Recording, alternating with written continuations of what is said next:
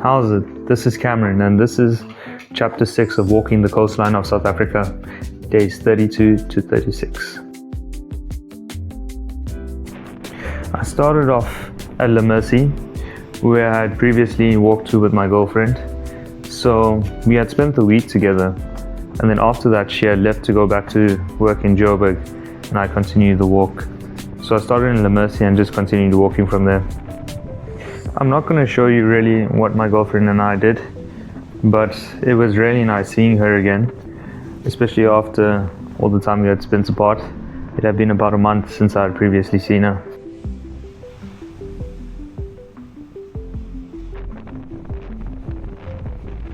What was quite interesting while I was walking is seeing Umhlanga getting closer and closer and realizing I was actually covering some distance. This is a place I'd practically grown up at. I'd been in Durban, almost every holiday my entire life. And to see that I'd actually walked over there from the Mozambican border with South Africa was actually quite strange. And there's one thing you should know about me, which is I really suck with directions.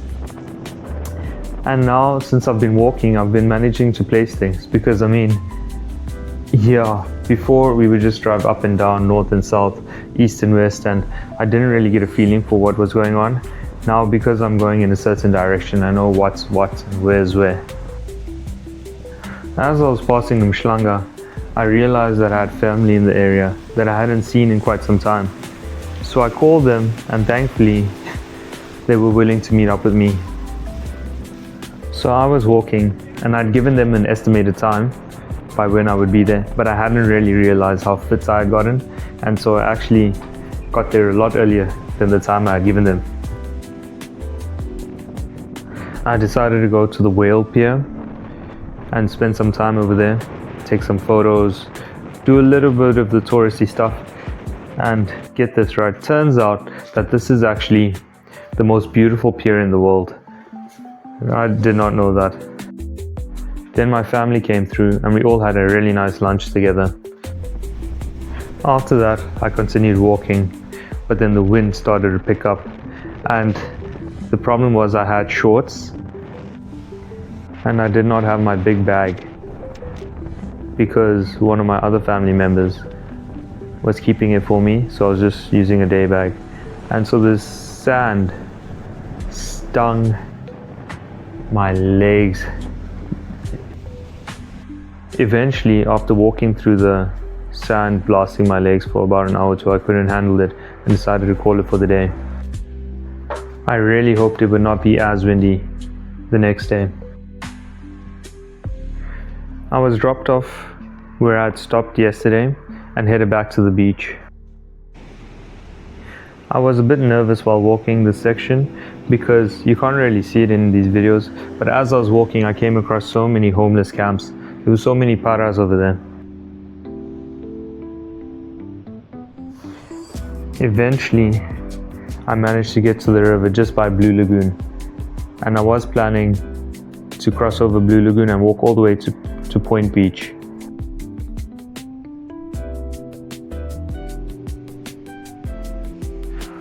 But when I got to the river, the tide was coming in, and I couldn't manage to cross it because the water was so violent. I did give it a really good try though, but I thought rather than not risk it, I'd rather just go around because the bridge was right there.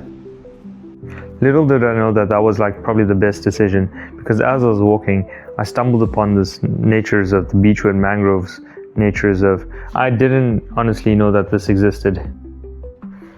I walked through the nature reserve and I saw all these different types of crabs, mud skippers. There were so many different types of animals and fish. It was really cool to see this so close to Durban CBD.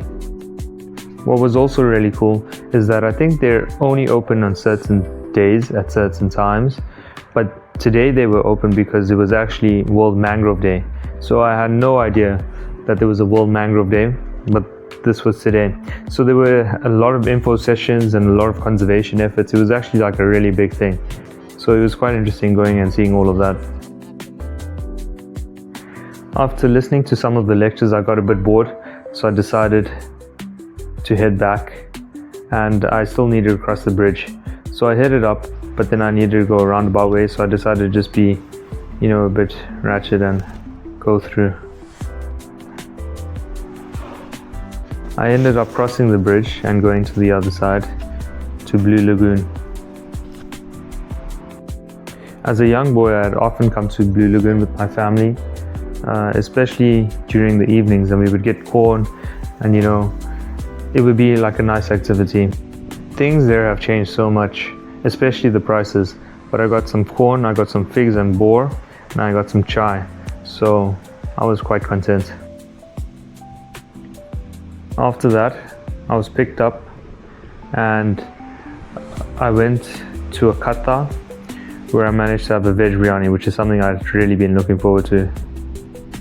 Fueled with that veg biryani, I could continue the rest of the hike the next day. What was really cool today is that seeing myself get closer and closer to Moses Mabhida Stadium. Really interesting story about this, right? So while I was walking, just before I got into Moses Mabhida, I had been sending emails to Big Swing Rush, right? Because they advertise themselves as the biggest swing in the world. So I thought it would be like a perfect thing to do. So I did the typical influencer thing, which is try to get a free swing. Turns out Big Rush Swing closed in like 2020, which I had no clue about. So that was egg on my face. Anyway, after that, I carried on walking. I got to Durban Promenade and decided, instead of walking on the beach, on that huge slant, I've been walking on that for like 400 plus k's. I should rather walk on the promenade itself. I did not want to end up walking in circles for the rest of my life. While I was walking, I saw a dude recording a music video, so that was pretty interesting.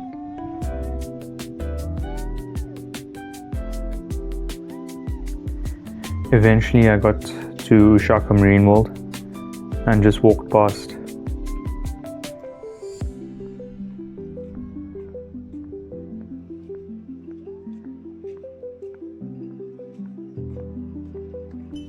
I went past Umhlanga Marine World to the other side to a place called Point Beach, and from Point Beach I walked towards the harbour. So while I've been walking, I've been seeing people doing rituals and stuff, I'm not too sure what rituals they are. So if you guys have an idea, please let me know. It was quite interesting that I also saw that slaughter chicken sign. That was the first time I've seen the sign. I did see some people slaughtering chickens at Blythedale Beach in Stanger. I walked to the end of the harbour. From there I walked back and had some chai at Umhlanga Marine World. My family picked me up from there and they made a nice crayfish chutney for me. To be honest, it was quite cool that they picked me up and stuff, but I don't really know how I'm going to cross over the harbour. Turns out it was pretty easy. I just got dropped on the other side. Yeah, there's no ways to swim across there. That's one of the massive industrial ports in Africa. So yeah, just went to the other side, walked down this bridge, and I headed down to the bluff. Once I got back to the beach, I headed down towards the harbour and doubled back a bit. I did see that there was a restricted military zone there, so I didn't want to push my luck and go too far there. I then started walking towards Toti. At first the walk was pretty boring. It's beautiful beaches and it's really stunning. I really preferred this spot compared to North Beach and South Beach in Durban.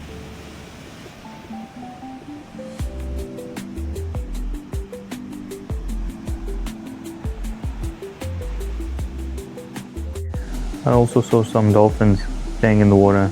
Some of them were even surfing.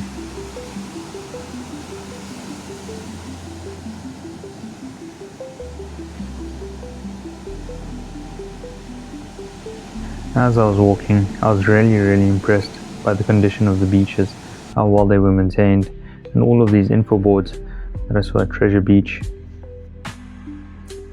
As I continued walking, the terrain started to change, and I saw these rock pools that formed due to low tide. I honestly find this more interesting than just walking on the beach, because I've walked on the beach for so long. So it's nice to get something a bit different with all the interesting fishies and creatures and crabs. Yeah, and the water is also blue. Yeah, I'm really starting to enjoy the South Coast.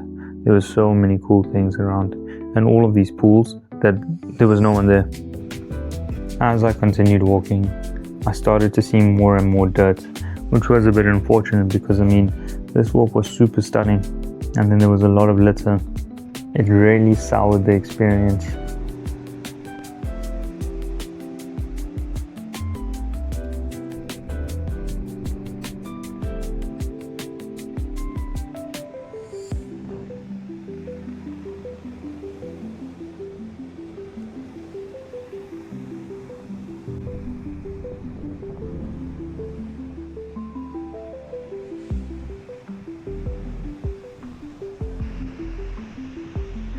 There was hope though, because as I was walking, I started to notice that there was more and more litter.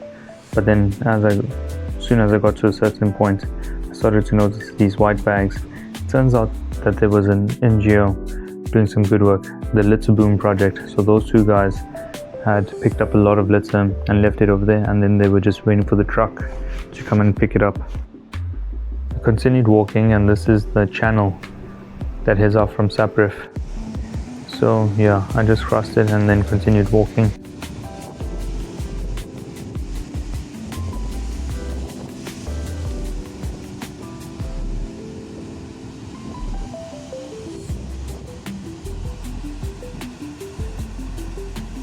While I was walking, I came across the stunning, secluded beach. The water was absolutely clear and it was dead still. It reminded me of that really cool place in Indonesia. I can't remember the name right now, but it's the one very famous, and I've been there. I asked some people, some of the locals, if it had a name, and yeah, everyone said they had no idea what the name was. So I decided to call it Cam's Beach. I continued walking, and this was a bit sad, but as I walked away from Cam's Beach, I crossed the township, and it was so sad seeing all the litter everywhere. You have some of the most beautiful beaches in the country, and then there's just so much litter on the side, and it stank. This river that I crossed now smelled so much of sewage. I had to walk a few kilometers down and then rinse myself off because it just stank so bad.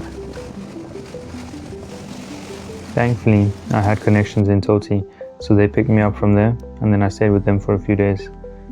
The next day, I went to the barber because I needed a fresh cut, and so I decided to get a haircut. And it was quite funny, the barber kept on flirting with me the entire time. Yeah, he was really funny, and he kept on telling me how handsome I was.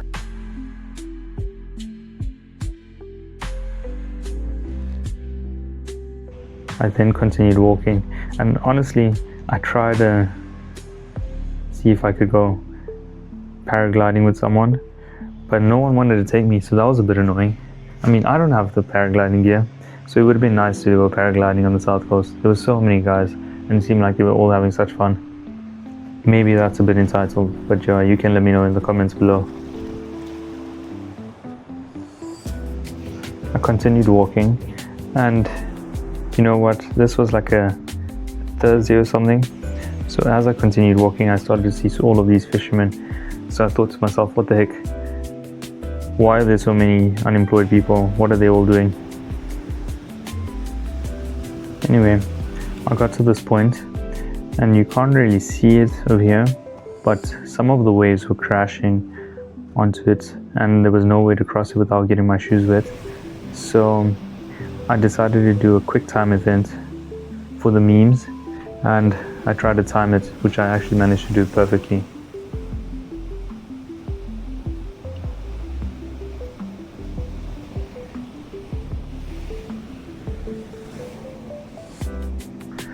Once I got across to the other side, one of my family members wanted to join me for a little bit.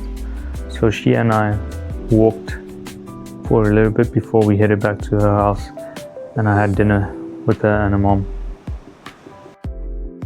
So overall, I covered about 42 kilometers during this chapter, and in total I've covered about 432 kilometers on the coastline.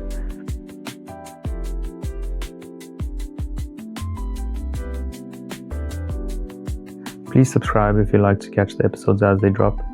Cheerio.